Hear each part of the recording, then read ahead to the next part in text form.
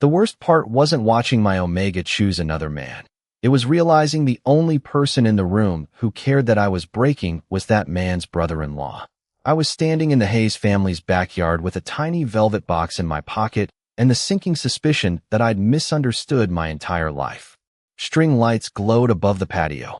Someone had spent way too much money on flowers.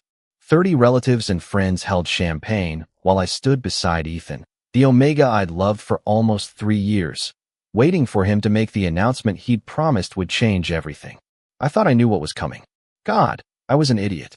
Ethan lifted his glass, smiled nervously, and said, "There's someone I've chosen." My fingers touched the box in my pocket. Then Ethan walked past me. Straight past me. He crossed 10 feet of patio and stopped beside Luke Hayes. Luke looked almost as startled as I felt. Ethan took his hand anyway. The silence lasted maybe 2 seconds, but humiliation has a funny way of stretching time. I noticed everything. Someone lowering a champagne glass. Ethan's mother staring at the ground. A cousin suddenly becoming fascinated by the dessert table. And across the patio, Grant Hayes going completely still. Grant was Luke's brother-in-law, though I'd only met him twice. Tall, dark-haired, annoyingly composed Grant, who always looked like he knew something everyone else had missed. Right then, he was looking directly at me. I hated that. I didn't want witnesses. "Ryan," Ethan said softly. That was worse than if he'd shouted. I pulled my hand from my pocket before anyone could see the box. "Don't." Ethan swallowed. "I didn't plan for you to find out like this." A laugh escaped me before I could stop it. "At the party you invited me to?" His face tightened. "It's complicated." Of course it was. People only called things complicated when the simple explanation made them look terrible. Luke finally spoke. "Ethan, maybe we should talk somewhere private." I almost admired him for sounding uncomfortable. Almost. Instead, I set the unopened velvet box beside Ethan's champagne glass. His eyes dropped to it, and every bit of color disappeared from his face. Good. Let him wonder. Let everyone wonder. I wasn't going to open it and explain what I'd planned. I wasn't giving this moment anything else. "Ryan, wait." I walked away. Nobody followed. That shouldn't have surprised me, but it did. I made it through the house, down the front steps, and halfway across the driveway before the cool night air finally hit my lungs. My hands were shaking, so I shoved them into my pockets and kept moving toward my car. 20 more feet. That was all I needed. 20 feet, one locked door, and enough dignity to fall apart somewhere nobody could watch. Footsteps sounded behind me. I stopped. "Ryan." "Grant." "Of course." I turned, anger arriving faster than embarrassment. "Whatever your family needs to say, save it." Grant stopped several feet away. He wasn't smiling. He wasn't wearing that careful expression people use when they're preparing to tell you everything happens for a reason. He simply took off his jacket and held it toward me. "You're freezing." "I'm fine." "You're shaking." "Congratulations." "You have eyes." Something almost softened in his expression. That irritated me more. "I don't need pity." "Good," Grant said. "I'm not offering any." I stared at him. Behind us, laughter started awkwardly inside the house, as though the party had decided my humiliation wasn't important enough to ruin dessert. I looked toward my car. "Then why are you out here?" Grant glanced back at the glowing windows before meeting my eyes again. His answer came quietly. "Because nobody else followed you." Grant's answer should not have mattered, but somehow it followed me all the way to my car. "Because nobody else followed you." 6 words, and suddenly I was angry for an entirely different reason. I unlocked the driver's door, but Grant caught the top edge before I could close it. He did not pull. He did not crowd me. He simply stood there in his white dress shirt, sleeves rolled to his forearms, looking irritatingly calm. "You should not drive yet," he said. "I am perfectly capable of driving. Your hands are still shaking." I looked down. Traitors. I had too much coffee. "Ryan, do not say my name like that." "Like what?" "Like you. Know me." Grant's jaw tightened slightly.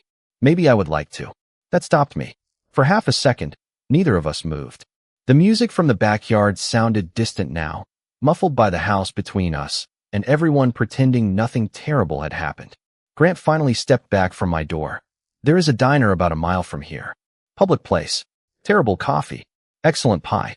Sit there for 20 minutes. Then decide whether you are steady enough to drive."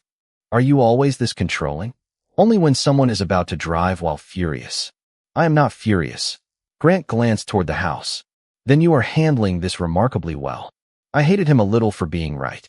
10 minutes later, I was sitting across from him in a red vinyl booth under fluorescent lights while a waitress poured coffee neither of us had ordered. Grant looked absurdly out of place. His watch probably cost more than my car, and I had learned enough from Ethan to know Grant ran Hayes Development, the company responsible for half the new buildings downtown. Powerful men usually made sure you knew they were powerful. Grant did the opposite, which somehow made it more obvious. Why were you really at the party? I asked. Luke is family. That explains attendance, not surveillance. Grant almost smiled. I was not watching you. You were definitely watching me. His eyes held mine for 1 second too long. Maybe I was. My stomach did something deeply unhelpful. I reached for the coffee. Bad judgment seems hereditary tonight. Grant's expression changed. Luke did not know. Know what? That Ethan planned to announce anything. I stared at him. Luke told me 3 weeks ago he was not interested in dating anyone. He has always identified as straight. The cup stopped halfway to my mouth. Then what exactly happened back there? I do not know yet. There was something in Grant's voice now. Not jealousy, calculation. But Ethan wanted an audience. A cold realization crawled through me. The party, the champagne, the family gathered around. Me standing exactly where everyone could see my reaction. You think he planned to humiliate me? I think you should stop assuming. Tonight happened accidentally. Before I could answer, my phone lit up with 17 messages. Ethan. Then another name appeared. Luke. Grant looked at the screen, but did not ask. I turned the phone face down. I cannot go back there. Then do not. My overnight bag is inside. My medication is inside. Half my things are at Ethan's apartment because I was supposed to stay there this week. Grant leaned back, thinking, stay at my place. I nearly laughed. Absolutely not. I have a guest suite. Separate floor. Separate bathroom. You can lock the door. You are Luke's brother-in-law. Which means Ethan will think twice before showing up uninvited. That sounded dangerously reasonable. And what do you get out of this? Grant's gaze settled on me, steady and unreadable. Tonight? Nothing. Men like you always want something. His expression softened, but his answer did not. Then stay long enough to figure out what I want. My phone vibrated again. This time, Ethan's message appeared across the screen before I could hide it. Please come back. We need to fix what everyone thinks happened. Grant read only enough to understand. His eyes cooled. There it is. What? He is not asking if you are okay. Grant pushed his untouched coffee aside. He is asking you to protect his reputation. I stared at the message until the words blurred. Then I looked at the powerful man sitting across from me, offering shelter when everyone else had offered silence. I should have said no. Instead, I whispered, one night. Grant stood and reached for his coat. One night, he agreed. Neither of us knew yet how badly that promise was going to fail. Grant's idea of a guest room turned out to be the entire third floor of a restored brownstone overlooking the river, which was my first clue that I had seriously underestimated him.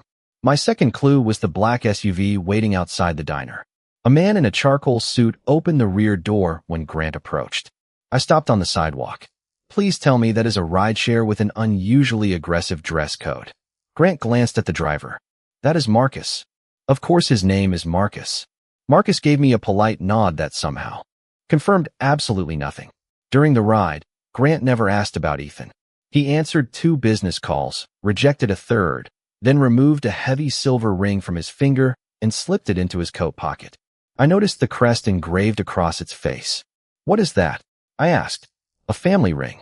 Why hide it? His eyes shifted toward me. Because people behave differently when they recognize it. Before I could ask what that meant, my phone exploded with notifications. Someone had posted a video from the party. The clip showed Ethan taking Luke's hand, then me leaving. The caption was worse. Rejected alpha storms out after public confession. My stomach dropped. Grant held out his hand. May I? I gave him the phone. His expression hardened as he scrolled. Then another message appeared from Ethan. Please do not make this uglier. Grant handed the phone back carefully. He is worried you will tell people your side. I do not have a side. I have humiliation and a half-packed overnight bag. Grant was silent for a moment. Then borrow mine. I frowned. Your what? My reputation. I actually laughed. That sounds healthy. Tomorrow morning, I have a charity breakfast at the Hayes Hotel. Half the people from tonight will be there, including Luke and Ethan. I stared at him. Absolutely not. Hear me out. You arrive with me. You stay beside me for 30 minutes. Nobody asks why Ethan rejected you, because suddenly they are wondering why you left with me. You want me to pretend we are together? I want them to stop treating you like entertainment. The dangerous part was not the proposal. It was how calm he sounded making it. And what do you get? You already asked me that. You did not answer. Grant looked out the window. Maybe I am tired of watching people mistake kindness for weakness. Something about the answer felt incomplete. The SUV stopped outside his building, but 3 people were already waiting near the entrance with phones raised. Apparently, the party video had traveled faster than we had. Ryan Cole, someone called. Did Ethan leave you for Luke Hayes? My chest tightened. Grant stepped out first. He did not touch me until I froze beside the door. Then his hand settled lightly against my upper back. Warm. Steady. Asking rather than claiming. Stay close, he murmured. Cameras lifted. Another voice called. Grant, are you two together? I expected him to ignore it. Instead, Grant looked at me. Not at the cameras. Me. Your choice, he said quietly. I could walk away and let strangers decide what tonight meant, or I could borrow his reputation exactly as he had offered. I slipped my hand around his arm. Grant's eyes flickered with surprise. 30 minutes tomorrow, I whispered. That is the deal. His mouth curved slightly. Then we have a deal. He guided me through the entrance while questions followed us. Inside the elevator, I finally released his arm. Something metallic tapped against the floor. Grant's family ring had slipped from his coat pocket. I bent to retrieve it, then stopped. The crest was familiar. I had seen it earlier that evening, stamped in gold at the bottom of the card beneath the velvet box I had left behind. Grant took the ring from my palm, but I caught his wrist. Why was your family crest on Ethan's announcement card? For the first time all night, Grant Hayes had no immediate answer. Grant looked at the ring in my hand, then at me, and for one uncomfortable second the elevator felt much smaller than it was. The crest is on every formal Hayes family invitation, he said. Including Ethan's announcement? That was not Ethan's announcement card. It was Luke's family stationery. The elevator doors opened before I could ask anything else. Grant stepped into the hallway, then stopped when he realized I had not followed. Ryan, you knew something was wrong before tonight. It was not a question. Grant's silence answered anyway. How much? I asked. Not enough. That is convenient. I knew Luke's parents wanted him settled. I knew Ethan had been spending time around the family. I did not know he planned to turn you into collateral damage. His voice stayed controlled, but something colder lived underneath it. If I had known, you would not have walked into that backyard expecting a future that had already been negotiated without you. Negotiated. The word stayed with me all night. By 8 the next morning, it became worse. The charity breakfast occupied the ballroom of the Hayes Hotel, all marble floors, white tablecloths, and people who somehow looked expensive while eating scrambled eggs. Grant arrived beside me in a dark suit. I had borrowed one of his jackets because my clothes were still at Ethan's apartment. It fit badly across the shoulders. Grant noticed immediately. Stop pulling at the sleeve. It makes me look like I stole your clothes. You did borrow them. Very supportive. His mouth almost smiled. Then the room noticed us. Conversations softened. Heads turned. I felt every stare like static against my skin. Grant offered his arm without looking at me. I hesitated only a second before taking it. 30 minutes. That was the agreement. We had barely crossed the ballroom when Ethan appeared. Luke was beside him, looking exhausted rather than triumphant. Ethan's gaze dropped to my hand on Grant's arm. Ryan, seriously? I almost let go. Grant shifted half a step closer. Not enough to trap me. Just enough to remind me I was not alone. Ethan lowered his voice. You disappeared with his brother-in-law the same night we ended things. Do you understand what people are saying? We did not end things, I said. You announced your replacement in front of 30 people. Luke flinched. Ethan did not. This is exactly what I mean. You are making everything dramatic. A woman near us pretended not to listen while very obviously listening. Heat crawled up my neck. Ethan continued. People think you are doing this to embarrass me. Grant finally spoke. Interesting. Ethan looked at him. What? Ryan has said almost nothing publicly. You have posted twice since midnight. Ethan's face changed. Grant pulled out his phone, glanced at the screen, then slipped it away. You also sent him 11 messages asking him to stay quiet. That is private. Then perhaps you should have kept the breakup private too. The surrounding conversation went completely silent. Grant never raised his voice. Somehow that made every word land harder. Ethan crossed his arms. You barely know him. Grant's eyes moved toward me. I know he did not. Deserve last night. My chest tightened. Ethan gave a humorless laugh. So what is this? Some rescue mission? Grant could have lied. He could have repeated our agreement. Instead, he said, Ryan does not need rescuing. Then he looked directly at Ethan. He needed one person in that room to treat him with dignity. Apparently, that was too difficult for everyone else. Luke stared at the floor. Ethan went pale. I should have felt victorious. Instead, I felt strangely exposed, because Grant was defending the part of me I had spent all night pretending was not hurt. Ethan stepped closer. Ryan, can we talk alone? Before Grant could respond, I did. No. The word surprised even me. Ethan blinked. No. You had your audience yesterday. You do not get privacy today. Grant's hand brushed mine for barely a second, subtle enough that nobody else would notice. I noticed. Ethan noticed too. His eyes narrowed. There it was. Jealousy. Small, ugly, unmistakable.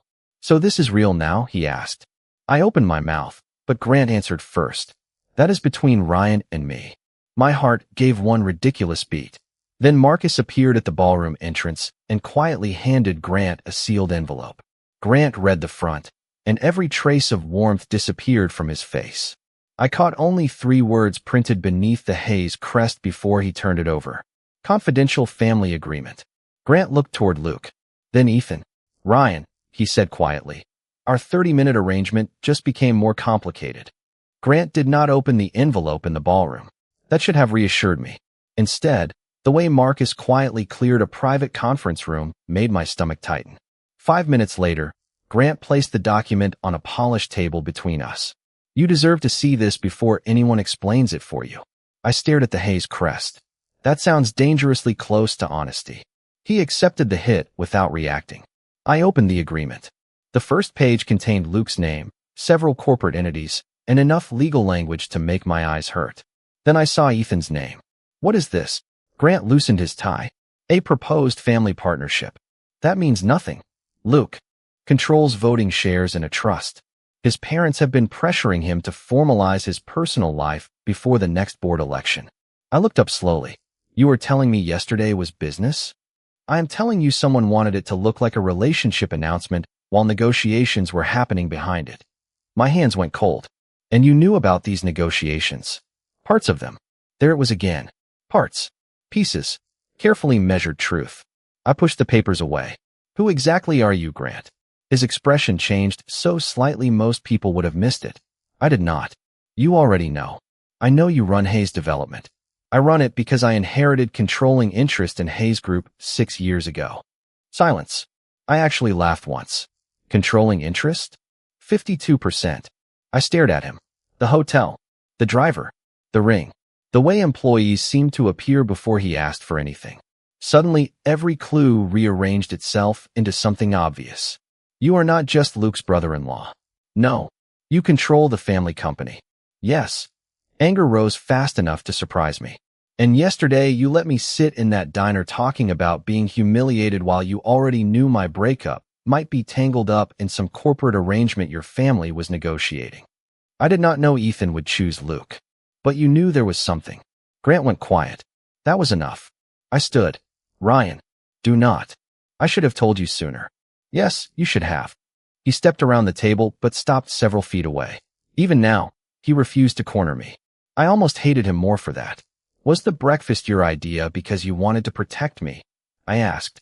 Or because showing up with me helped you control whatever mess your family created? Grant's face hardened. You were never strategy.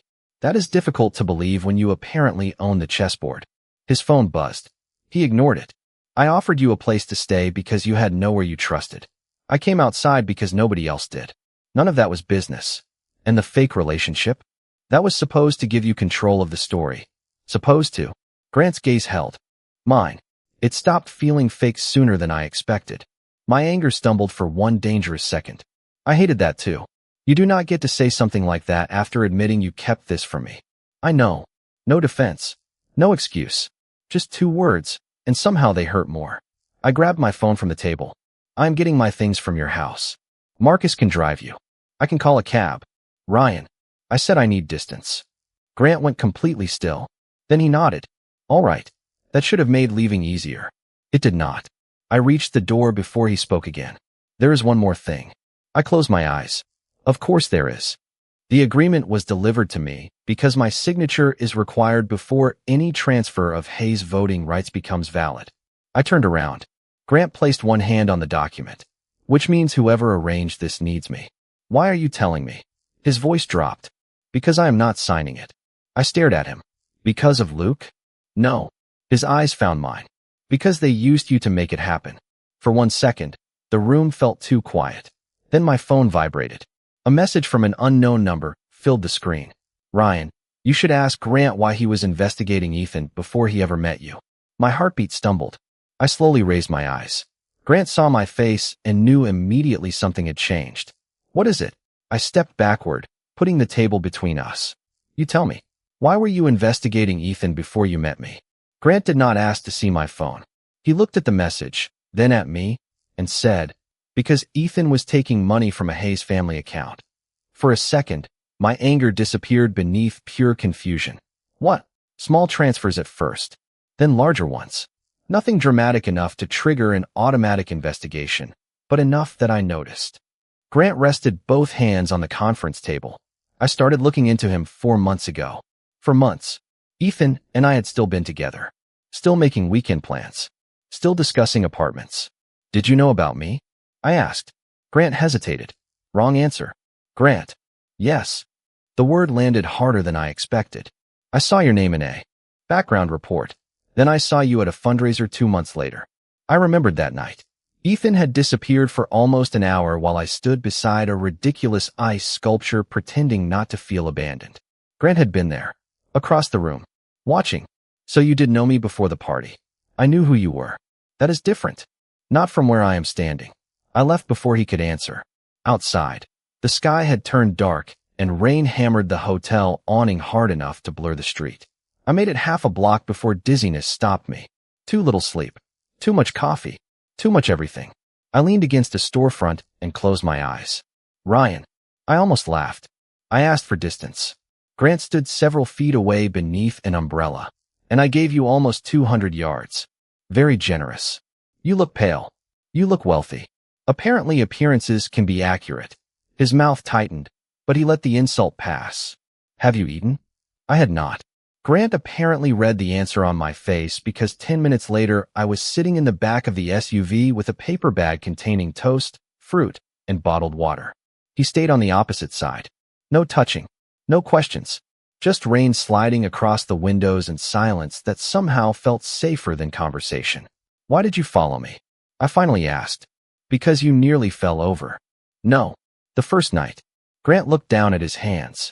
Without the family ring, they looked strangely ordinary. My father used to host dinners like that. His voice had changed. Quieter. Everything was presentation. Who sat where? Who dated whom? Which friendship helped which deal? When I was 24, he introduced the man I was seeing as my business associate because acknowledging the truth would have complicated an acquisition. I turned toward him. Grant kept looking at the ring. I ended the relationship afterward. Not because I wanted to. Because I had spent my entire life being taught that affection was something the family could approve, hide, or trade. What happened to him? He left. Grant gave a small, tired smile. He said he was tired of competing with a family that owned every room I walked into.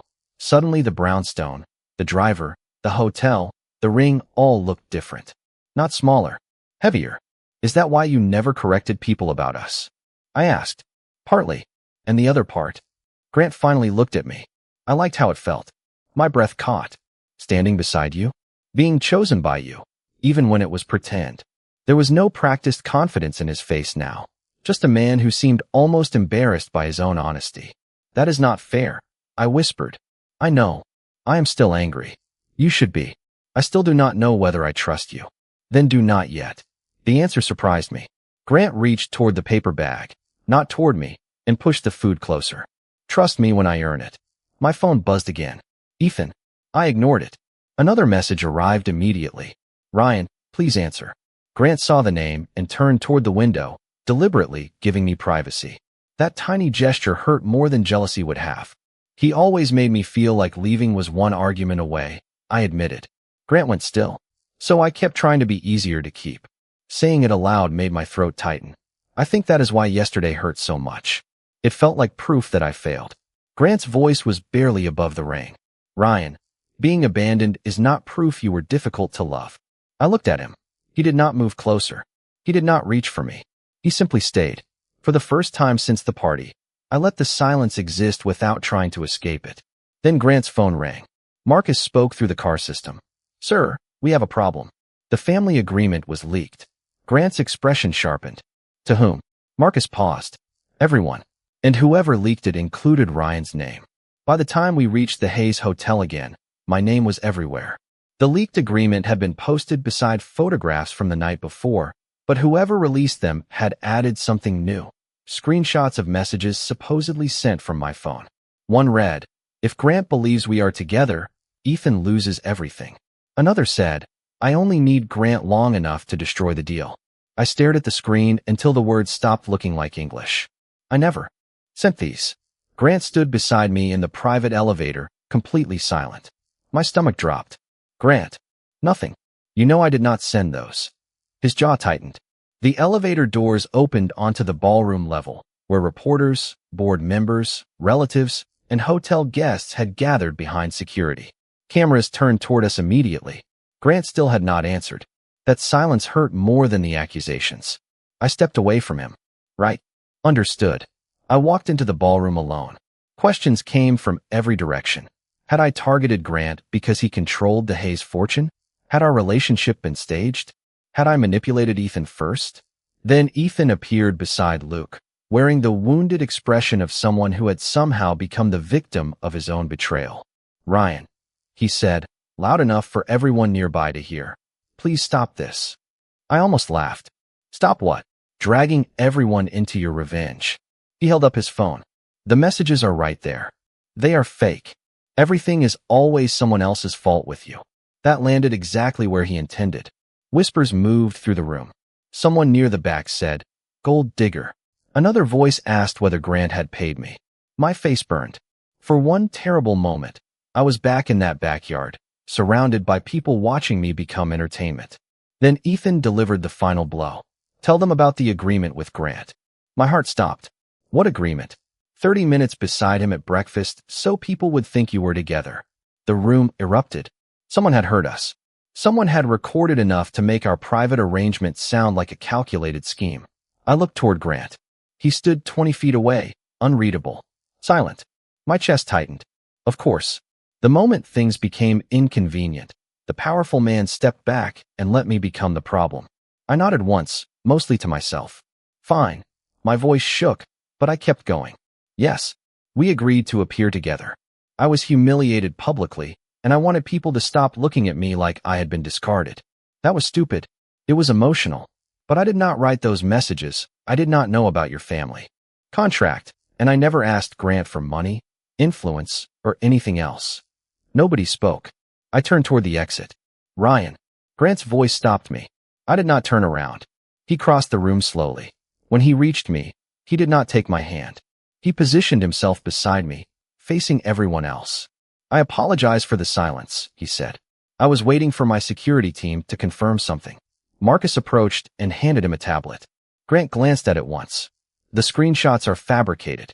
The metadata traces them to a device registered to a public relations consultant retained through a company connected to the proposed family agreement. Ethan went pale. Grant continued with the same cold calm he used in boardrooms. Ryan did not know about that agreement until this morning. He did not request money. He did not approach me. I approached him. A reporter called out. So the relationship is fake? Grant paused. The room seemed to lean toward him. He looked at me instead of the cameras. The arrangement was. My heart sank. Then his expression softened. My feelings are not. Silence crashed over the ballroom. Ethan stared at him. So did I. Grant turned back toward the crowd. Ryan does not belong to me, my family, or anyone in this room. He owes none of you an explanation for being betrayed. His voice never rose. It did not need to. If anyone here believes standing beside him damages my reputation, they are welcome to reconsider doing business with me. Nobody moved. Grant looked at me again. I should have told you the truth sooner. I cannot undo that. But I will not stand quietly while someone turns your pain into evidence against you. Something inside me cracked, not painfully this time. Ethan stepped forward. Grant, you are throwing away a family agreement for him. Grant's gaze remained on me. No. He slipped the silver family ring from his pocket and placed it on the table beside the leaked contract. I am refusing to let my family decide who matters to me. Then my phone vibrated. One new message appeared from my doctor. My blood test results were ready, and there was one finding they needed to discuss with me immediately. The doctor's message should have sent me running for the nearest exit, but Ethan chose that exact moment to laugh. This is unbelievable, he said, staring at Grant. You are really going to destroy a multi-million-dollar agreement because Ryan knows how to play the victim? The ballroom went quiet again. Grant did not even blink. No, Ethan. I am going to destroy it because you committed fraud. Ethan's confidence vanished. Grant nodded once toward Marcus, and the ballroom screens behind the stage changed from the charity presentation to a clean timeline of financial records. Dates, transfers, corporate accounts, consultant payments. Everything was simple enough that even I understood it. Grant spoke calmly. 4 months ago, funds began moving from an account controlled by Luke's trust into a consulting company. That company paid the public relations firm responsible for today's fabricated screenshots. Luke stared at Ethan. You told me those payments were for legal review. Ethan swallowed. They were. Marcus touched the tablet, and another document appeared. No, Grant said. They were not. A murmur spread through the room. Ethan looked toward Luke as if expecting rescue, but Luke stepped away from him. Grant continued. Yesterday's announcement was designed to create public pressure around Luke before the board vote. Ryan was invited because his reaction made the relationship appear credible. His humiliation was not an accident. It was useful to you. My stomach turned. I had suspected it. Hearing it confirmed was different. Ethan's face hardened. You cannot prove I planned Ryan's reaction. I do not need to. Grant displayed an email. Your consultant already did. Ethan stared at the screen. The message described where I should be standing, when the announcement should happen, and how photographs of my reaction could make the story spread faster. I stopped breathing for a second. Grant immediately looked at me. The cold executive disappeared from his face. Ryan. I shook my head. Keep going. He hesitated, then nodded. The family agreement is void. I have also ordered an independent audit of every related account. No transfer of voting rights will occur. Ethan looked around desperately. This is because of him. He pointed at me. You barely knew Ryan 2 days ago. Grant's expression became almost peaceful. That is where you are wrong. My heart stumbled. I noticed Ryan months ago. I knew his name before he knew mine. I knew he was the man who waited alone at a fundraiser while his partner disappeared. I knew he thanked hotel staff by name. I knew he looked uncomfortable whenever someone treated him like decoration. Grant glanced at me. What I did not know was whether I had any right to care. The entire ballroom seemed to disappear around us. Ethan scoffed. So what? You staged a relationship and caught feelings? Grant nodded. Essentially. A few surprised laughs broke the tension. Even I almost smiled. Then Grant walked toward me and stopped an arm's length away. He did not touch me. He did not make the choice for me. The 30-minute arrangement was fake, he said clearly enough for every camera to capture it. My reason for standing here now is not. My throat tightened. Grant turned toward the crowd. Ryan never asked me to choose him. He never asked for my money, my name, my company, or my protection. In fact, he has spent most of the last 24 hours trying to get away from all four. That earned another ripple of laughter. Grant's eyes returned to mine. But I am choosing him anyway. Publicly. Without a contract. Without a board vote. Without my family's permission. Cameras flashed. I barely noticed. Ethan did. His face twisted with disbelief. Ryan, you cannot seriously believe this. I looked at the man who had planned my humiliation, then at the man who had risked his reputation to restore my dignity. I believed the evidence. Ethan flinched. That is not what I meant. I know.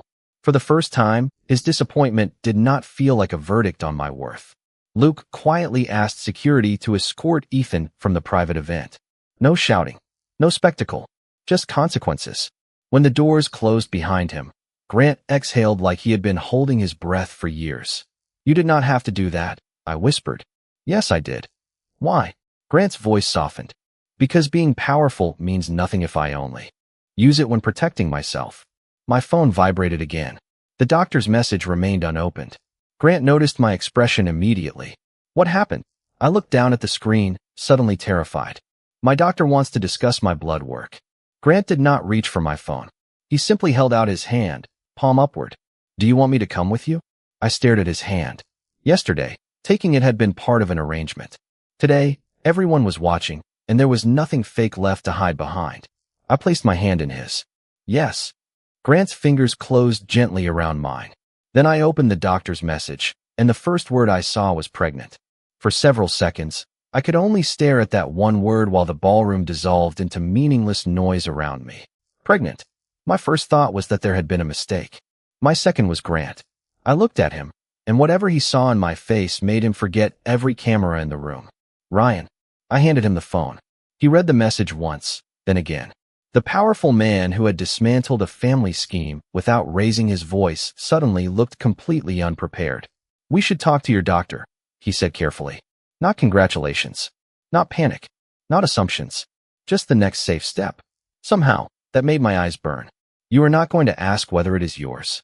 Grant looked almost offended. No. Why not? Because I trust you. 3 words. That was all. 3 words Ethan had somehow never managed to give me in 3 years. We left the ballroom together, still holding hands. Reporters called after us, but Grant did not stop, and for once I did not feel like I was running away. I felt like I was walking towards something. The doctor's appointment confirmed everything later that afternoon. Early pregnancy. Healthy so far. More appointments ahead. More decisions too. Grant sat beside me through every explanation, asking practical questions only when I looked too overwhelmed to speak. On the drive home, he was unusually quiet. You regret this already? I asked. His head snapped toward me. No. Then why do you look terrified? Grant gave a breathless laugh. Because I am. That surprised me. Enough to smile. He looked down at his hands. I know how to run companies. I know contracts, negotiations, buildings, numbers. I do not know how to do this. Neither do I. That does not make me less afraid. Good. He frowned. Good. Now there are 2 of us. Grant laughed, and the sound loosened something in my chest. A week later, the family agreement was formally canceled. Luke cooperated with the audit and apologized to me privately for not recognizing what Ethan had been doing. Ethan disappeared from my messages after his consultant admitted fabricating the screenshots. I expected revenge to feel satisfying. It did not. Mostly, I felt tired. Then relieved. Then free. I moved my things out of Ethan's apartment and into a small rental near the river. Grant offered the brownstone.